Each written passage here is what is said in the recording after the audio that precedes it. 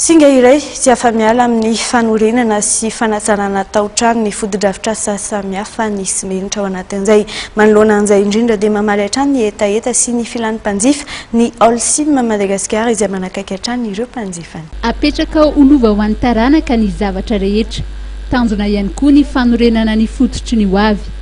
Singa iray tsy afa-miala amin'ny fanamboarana trano sy foto-dravitra samihafa ny antopoka amin'ny kely hatramin'ny goavana indrindra ny simenitra. Ny Holcim Madagasikara no any orinasa malagasy mamokatra izany eto amintsika.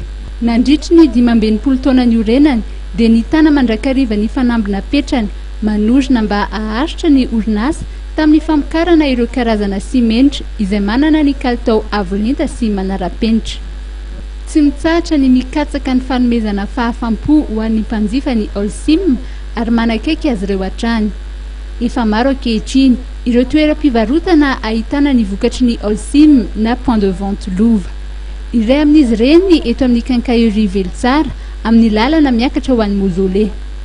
No ataona eto zany dia point de vente ny lova eto amin'ny Quincaillerie Mozole. Tiany olona betsaka zany mampiasa ny simenitra lova. Tanjona ao anatin'izay moa dia anakaiky kokoa ny mpanjifa rehetra, ny mpanao trano, ny tompon-trano ihany koa da tena ao akaiky fony olona.